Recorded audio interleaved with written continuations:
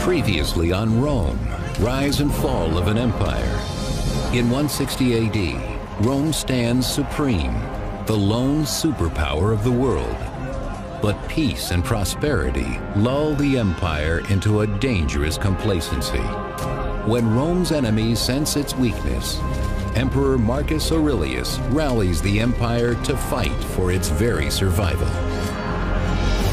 Now, in the 3rd century AD, as the Roman Empire struggles against foreign invasions and the growing power of Christianity, one emperor emerges from the chaos.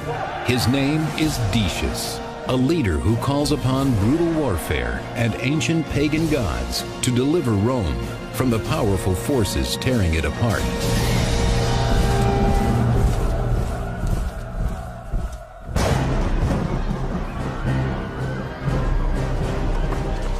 By the middle of the 3rd century AD, Rome has fallen into a full-blown crisis.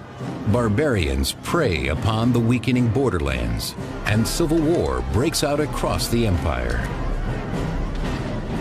It was a dangerous time, and it was a really tension-filled time because the Romans didn't know how they were going to organize their government to provide them the safety and prosperity that they'd grown accustomed to over the past 200 years of Roman peace. Desperate for answers, many Roman citizens looked to their ancient pagan gods to deliver them from the perils of war.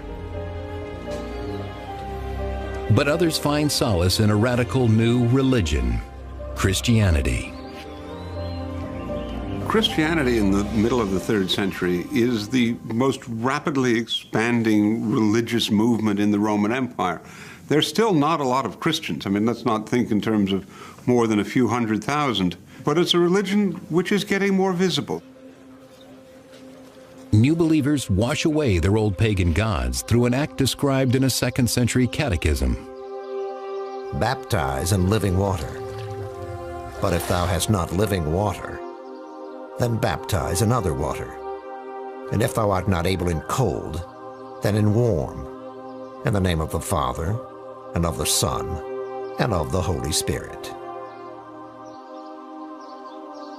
In this ritual of purification, Romans are born anew as Christians. Believing in only one true God, they reject the empire's traditional pagan religion. Christians are still trying to figure out how they are going to live successfully and faithfully in a world where they are still a small minority and the majority of the citizens of the empire are not Christian and indeed are believers in the traditional Roman religion with its many gods and goddesses. As outsiders, Christians must rely on the goodwill of the Roman emperor for protection.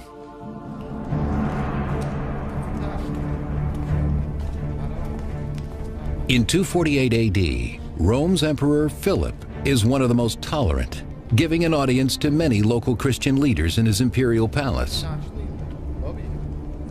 Philip was not a great traditionalist. He seems to have been open to discussion with a wide variety of different people, including Christians. He wasn't a Christian himself. That much is very clear. Though Philip may take a genuine interest in this new religion, his trusted general Decius, a resolute pagan, disapproves. The most important thing to realize about Decius is that he's extremely traditional. He's very dedicated to a sort of almost mythical view of Roman values. And what that means, of course, is that things that can be perceived as un-Roman are looked at as dangerous by Decius. Decius fears Philip's Christian sympathies will anger the pagan gods, worsening the crisis already enveloping the empire end to end.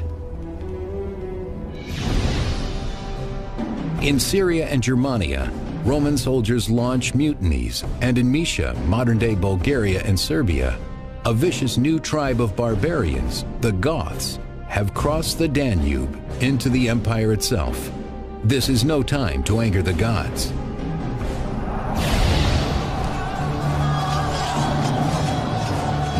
As the Goths pour into Roman territory, the imperial forces led by Commander Marinus Pacatianus must defend the empire against his new and savage enemy.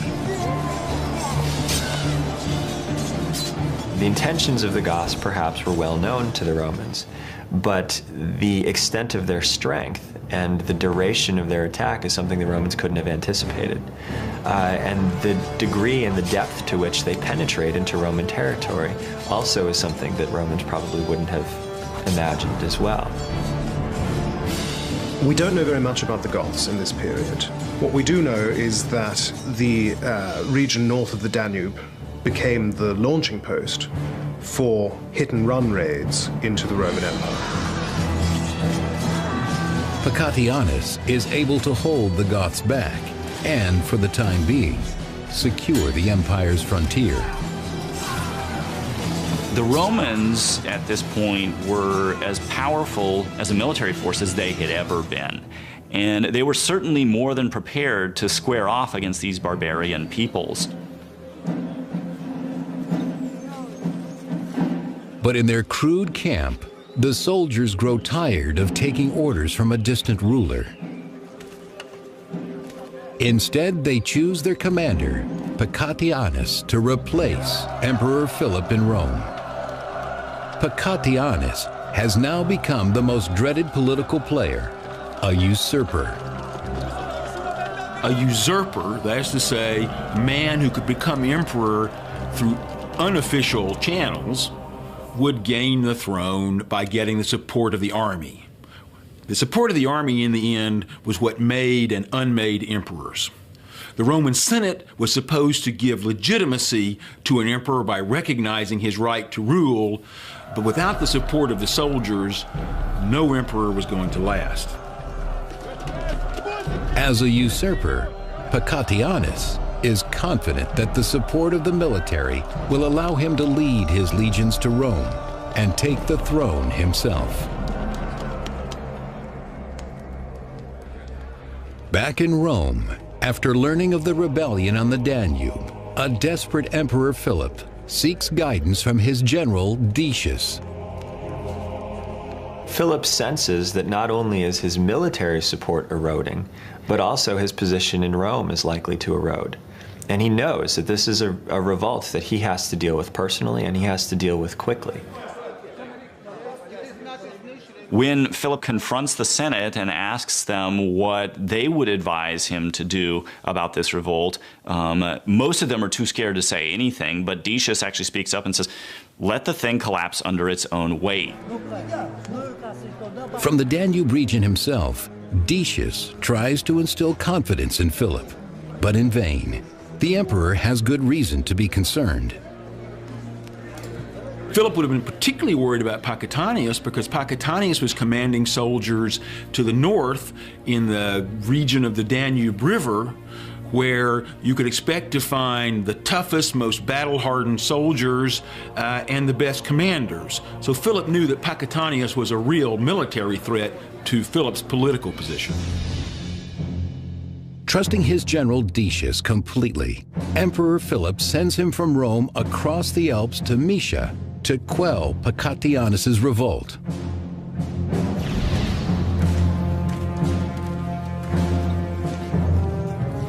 But even before Decius arrives in Moesia, mutiny breaks out among the soldiers of Pacatianus's camp. The region where Pacatianus had gained his support was under real pressure of attack from barbarians. Pacatianus hadn't been successful in keeping the barbarian attackers from ravaging the region where his army was from. Pacatianus's army wanted to win. Pacatianus, he's a relatively middling character. One source actually tells us that Pacatianus wasn't even a very high-ranking military official. Pacatianus is done in. He's killed by his soldiers. And that's the end of the little incident. On his mission to Moesia, General Decius brings his son Herennius, a young soldier in the Roman army. But when Decius arrives, he finds a camp without a leader and soon learns of Pacatianus' fate. Pacatianus' men got rid of him, I suspect, because they heard that Decius was coming to take care of things. And Decius was from that part of the Roman Empire. He would have been known as a tough, capable, local guy. Decius's claim was that once he had arrived in the Balkans, Pacatianus was overthrown by his own soldiers, who had then attached themselves to the cause of Decius. He was then left with a rebellious army that still didn't think that his demands were being met. With Pacatianus murdered, General Decius relishes his new role as leader. He and his son Herennius attempt to restore order to the orphan army.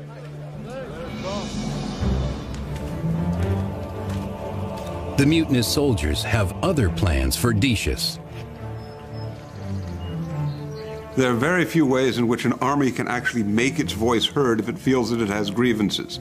And the basic way that any army can do that is by mutinying, effectively in these cases going on strike.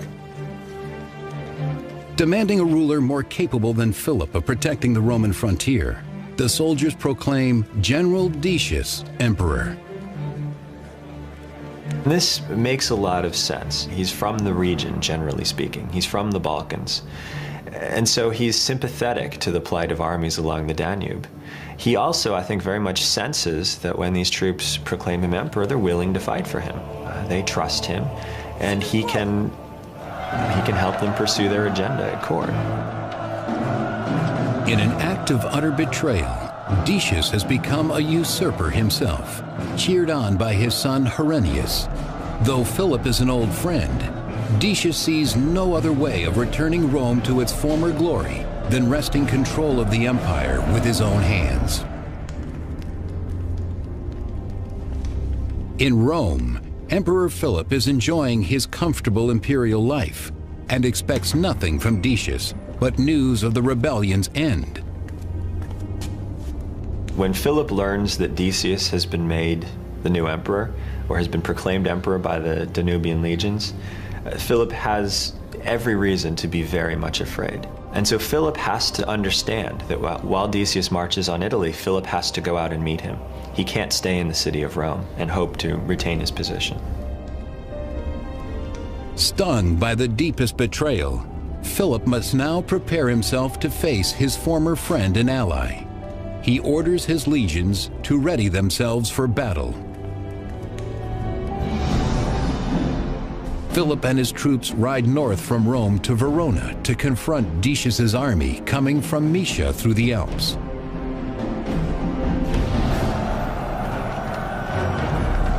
Emperor Philip and Decius meet in a bloody battle near the Alpine Pass.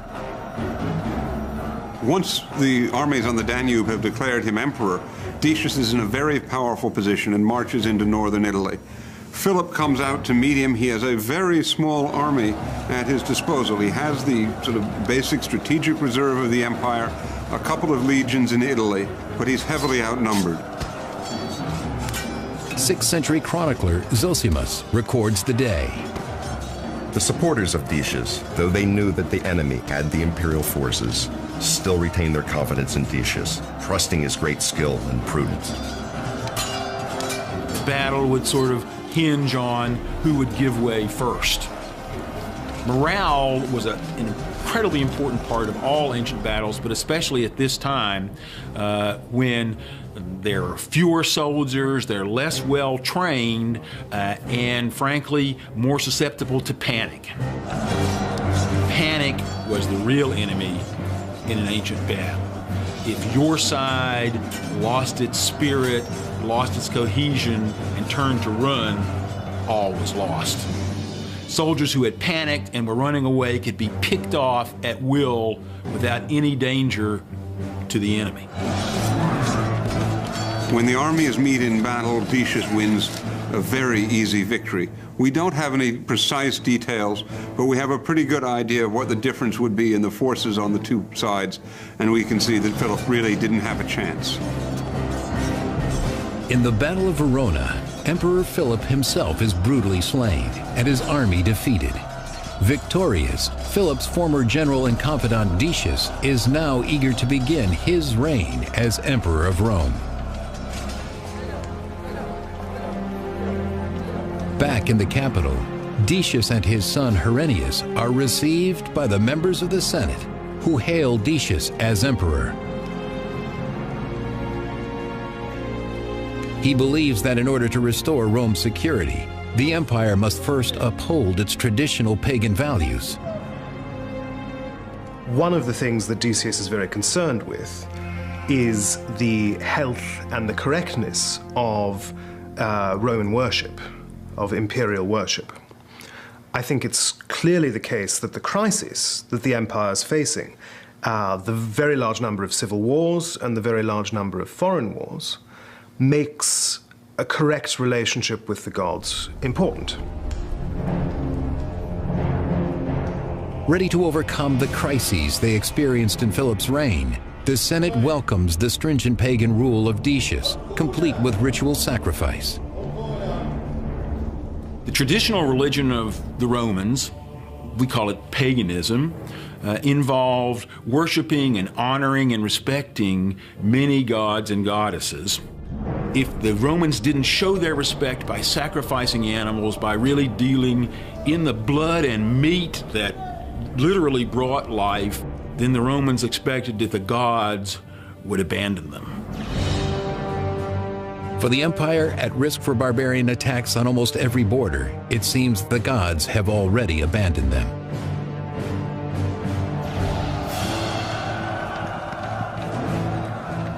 The 3rd century in Roman history is often referred to as a period of crisis. And the period when Decius comes to power is just as that crisis is really coming to a head. The situation on the frontiers is about as bad as it's ever been. Barbarian Goths continue to wreak havoc on the Roman borderlands, depleting the once powerful Roman armies. In an ancient battle, there was almost no visibility.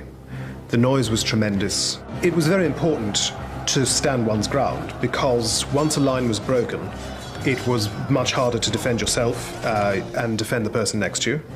And once a line was broken and your enemy started coming around to your side, it was very easy for a massacre to start. The northern frontiers, for reasons that aren't entirely clear, a number of peoples who had once been contained along the frontiers, are now attempting to move into the empire. This is extremely dangerous from Rome. If something isn't done, the borders of the empire will collapse completely.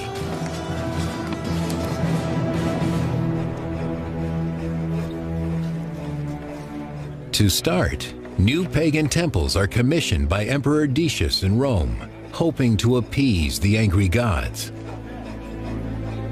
Naming his son Herennius co-emperor, Decius sets out to impose their traditional values on the entire empire. They will not tolerate Christianity or any other deviation from pagan devotion. The Romans very much believe in the power of the past.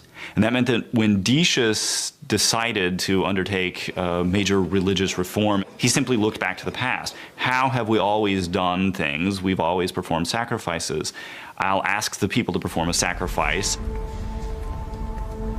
In temples across the empire, all Roman citizens are required to follow Emperor Decius's decree and make public sacrifices to the gods of Rome. The central activity of traditional Roman religion revolved around sacrifice, which is, after all, involved with life and death, in the most immediate and even brutal fashion. You kill an animal and you cook it in order to show your respect to the gods and to literally share the stuff of life. For Romans, sacrifice was absolutely essential to ensuring what they called our peace with the gods. Emperor Decius demands that every Roman take part, regardless of religion. What he did was insist that every single person make the sacrifice and obtain a certificate that they had done so.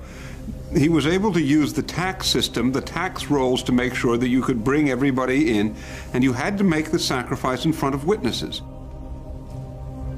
Anyone who does not submit documentation proving their sacrifice risks imprisonment or even death.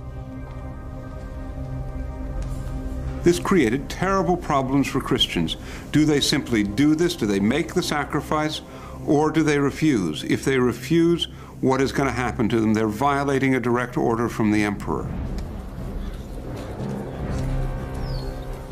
The citizens of Rome, Christian and pagan, await an uncertain future. Emperor Decius proclaims that all Christians, on pain of torture and death, must make sacrifices to the pagan gods, even though their faith forbids it. Christians couldn't sacrifice to the traditional gods without forsaking their religion and believing that they were doomed to eternal damnation. Forced to obtain a certificate to prove their sacrifice, Christians face an impossible choice between their emperor and their religion. How could they remain loyal subjects and also make sacrifice to what they regarded as demons? Some Christians find ways out of this. We know of Christians who paid bribes to obtain a certificate on sacrifice without actually having made the sacrifice. We know that other Christians did actually make the sacrifice. They can only hope that their God will forgive such transgressions in these difficult times.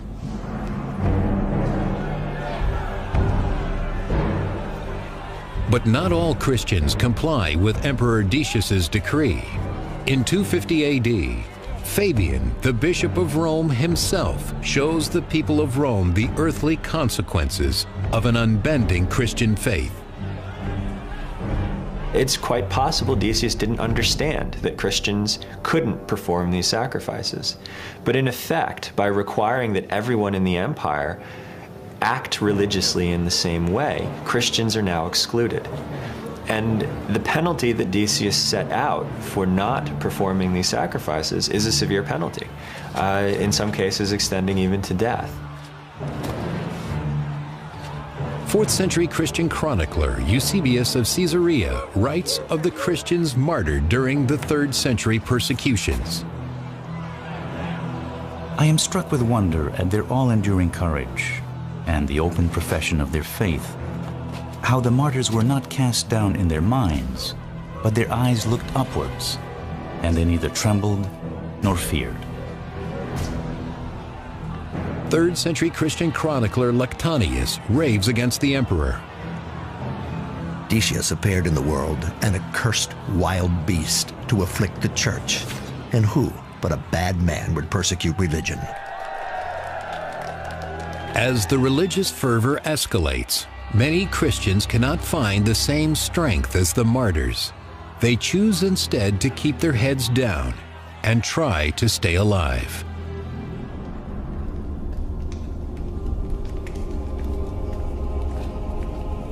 But in 250 AD, no one is safe from the scourge of angry gods, as a deadly, uncontrollable plague sweeps the empire. We don't know that much about the plague from a medical perspective. We don't know precisely which kind of plague it was, whether it was the bubonic plague or something else. Not even the empire's most innocent are spared from the plague's blight.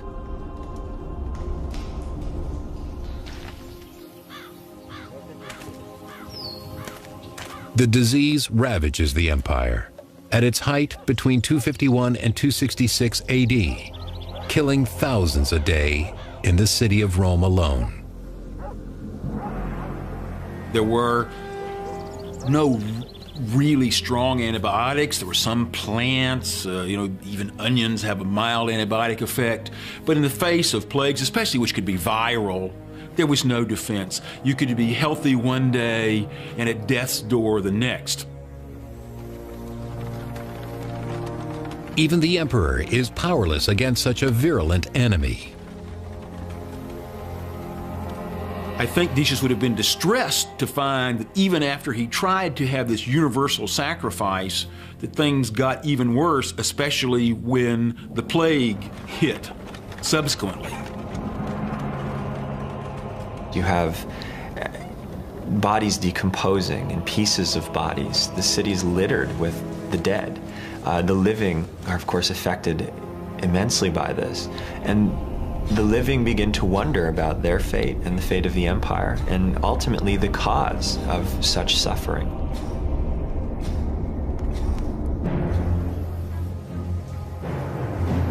Across the empire, Christians fear for their safety as pagan Romans blame the outsiders for what they see as a divine punishment. They looked for a scapegoat, naturally, and one of the scapegoats that they found was the Christians, and it's therefore likely that the plague played a role in initiating the desire for a persecution.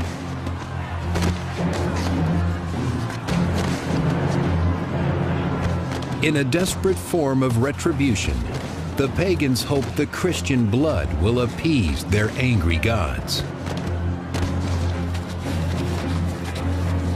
The locals decided to turn upon the Christians in their area, and they literally slaughtered their next door neighbors, one by one, systematically hunted them down, ferreted them out, put them on trial, and killed them. The persecutions weaken many Christian communities throughout the empire. Even the small Christian community of Ephesus in modern-day Turkey bears witness to the violence.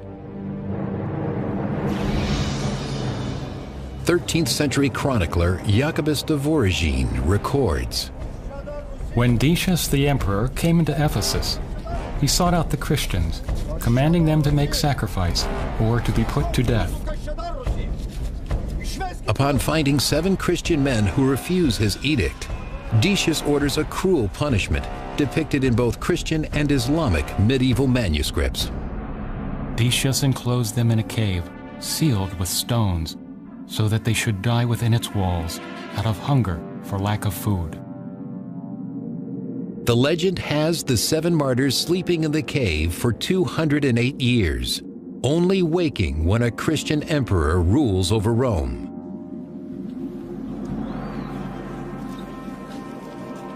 Many of the empire's Christians flee to the wilderness, hoping to avoid persecution. There were important figures who tried to escape martyrdom by fleeing. And this was not necessarily frowned on by the church. The church did not encourage people actively to seek martyrdom.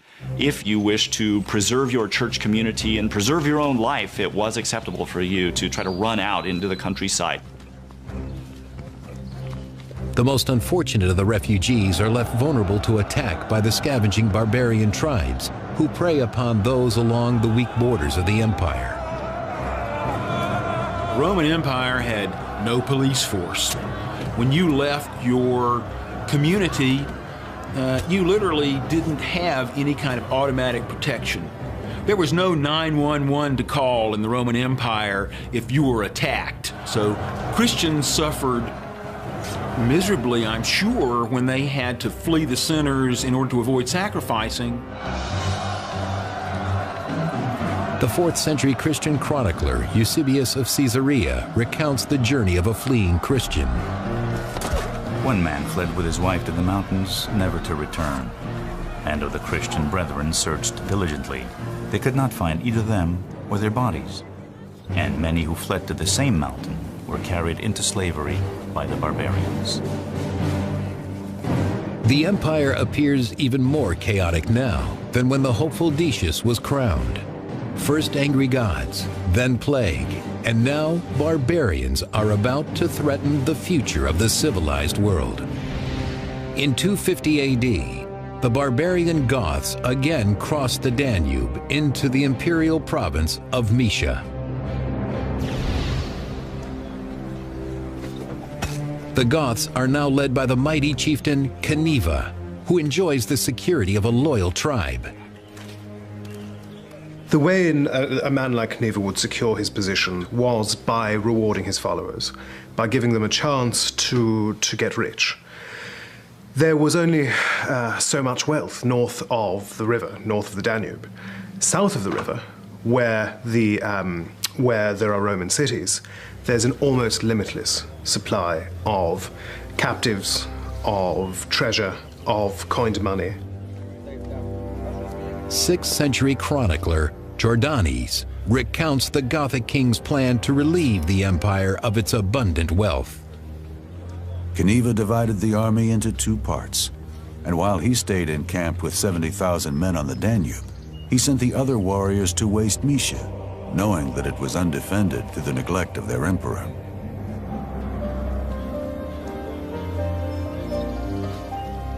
In the rural villages of Mysia, the Roman citizens have no warning before the sudden, violent attack of the Goths. This is a group that's very much devoted to plunder and probably also the seizing of captives. So Romans would have seen in this an incursion of a very large and well-organized group, very much determined to take whatever they could get their hands on and destroy what they couldn't take with them. One advantage that the Goths have, actually, once they get within the empire, is that there's an excellent road system along the Danube, which they know will lead them to the cities that they want to sack, so they can take the plunder back north of the river, and the chief will become a more famous and more powerful chief. With the Goths now raiding within the empire's borders, they must be stopped at all costs before they reach the heart of Rome itself. Emperor Decius quickly prepares for battle and takes no chances in planning his attack on the Goths. His oldest son Herennius will join him in Mysia, but his younger son Hostilian, only a boy, will remain behind. Hostilian is left in Rome with his mother. The rationale for this, I think, is relatively clear. If the situation in Rome requires an imperial presence, Hostilian can represent the Principate there. But it's a way of trying to divide the imperial presence and secure Decius's authority throughout the empire. If Decius and Herennius fail to survive their mission, the entire weight of the Roman Empire will fall on the shoulders of young Hostilian. Emperor Decius and Herennius travel from Rome eastward to face Cniva and the Goths at Nicopolis ad Istrum on the Danube River in Mysia.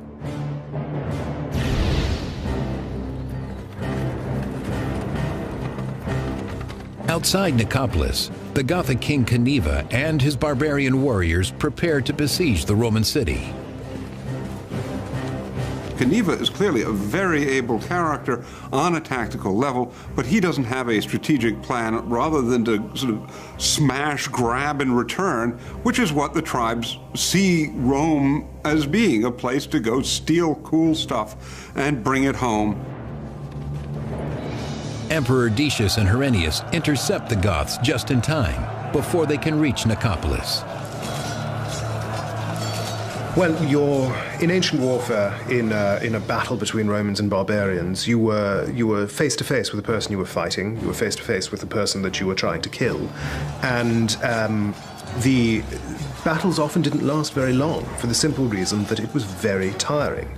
It was very tiring, and after the initial impact, people wore out very quickly. 6th century chronicler Jordanes describes Cniva's defeat. When the Emperor Decius drew near, Cniva, with his army, still in good shape, at last withdrew to the Haemus Mountains of the Balkans, which were not far distant. But the persistent Goths do not continue their retreat and instead move south into the Thracian city of Philippopolis.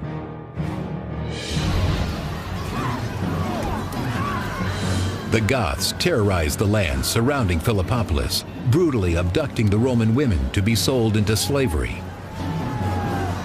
The Goths that erupt are a very well-organized force.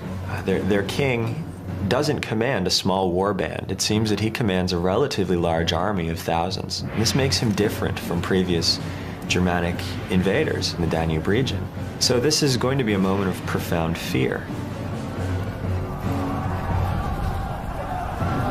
Cniva managed to besiege Philippopolis and eventually take it in ruthless fashion.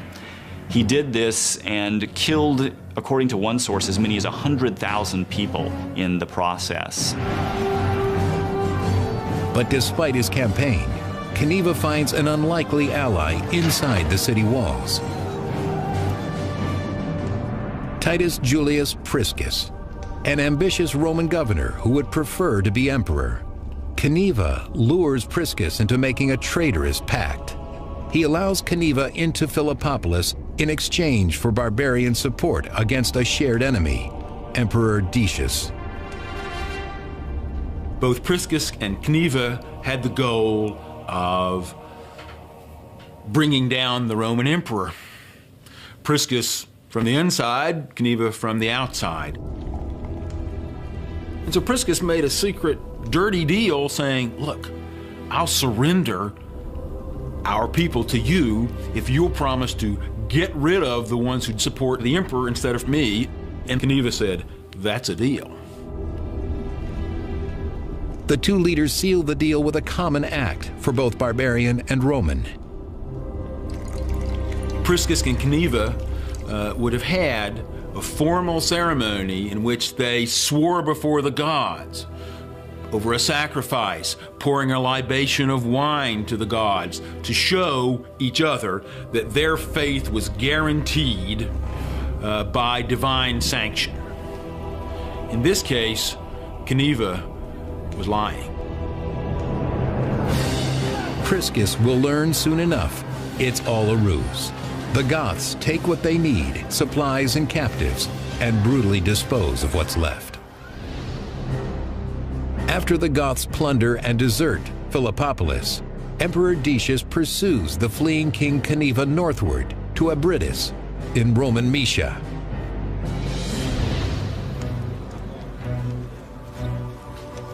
In their camp outside Abritus, Decius, his son Herennius, and their legion's priest turn to the only force they know will guarantee victory, their beloved pagan gods. Decius knew that this was going to be the struggle of his life. So Decius did what he was supposed to do to win the favor of the gods. He sacrificed. And with the smoke rising to the heavens, as far as the eye could see on and around the altars, then no one could doubt that Decius had done absolutely the maximum to try to win this titanic struggle. 6th century chronicler Jordanes remembers the sacred place of worship outside the modern Bulgarian city of Razgrad. To this day, that place is still called the Altar of Decius, because there he had offered amazing sacrifices to idols before the battle. If Decius is going to bring stability to Rome, he must push the Goths back across the Danube River for good. Finally, in 251 AD, Decius's army confronts the Gothic forces at the Battle of Abritus. The terrain is wet and difficult for the highly organized Roman army, who falter against their barbarian enemy. I think Decius really thought that he was going to finish off Cniva finally, but instead Cniva was able to surprise him with a number of troops that he had who were hidden in these marshes, and then also to outmaneuver him on a type of battlefield that just didn't work well for Roman fighters. The Gothic forces soon overpower Decius's army. The 6th century chronicler Jordanes recounts the emperor's greatest loss. In the battle that followed, the Goths quickly pierced Herennius, the son of Decius, with an arrow and cruelly slew him. When his son, Herennius Etruscus, takes an arrow and is dying on the battlefield, Decius doesn't break down. Instead, he proclaims, "Let no one be afraid. The loss of one soldier is no diminution to the state." As if he didn't care, as if it didn't matter to him at all. Decius dismounts his horse and furiously charges into battle. But this time his pagan gods cannot save him, according to 6th century Byzantine scholar Zosimus. Decius and his army were so assailed by the missiles of the barbarians that not one of them escaped with his life. Thus ended the life of the excellent emperor Decius.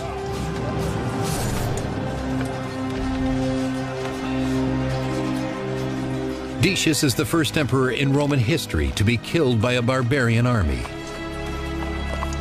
It's a moment where the Roman Empire probably seems to its inhabitants to be beginning to careen out of control. And the loss of an emperor, especially one who seems to be as effective as Decius, in this sort of circumstance, has profound implications. It must contribute in a very significant way to a loss of a sense of security that the Romans would feel.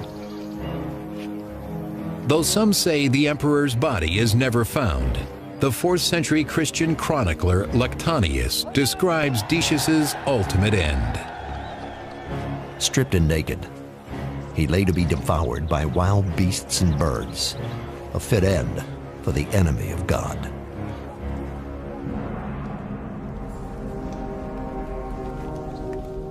Back in Rome, the plague has taken the ultimate toll, as Decius's heir, Hostilian, is struck with the disease not long after his father's death. The death of an emperor and of his son were signs that the God's favor had been lost. Romans would have been filled with tension, wondering, how are we going to regain the lost divine favor? With Emperor Decius and his son's deaths, the crisis of the 3rd century only worsens. Usurpers revolt in Gaul, barbarians continue to attack the empire's northern borders, and to the east, territory is lost to foreign invaders as well.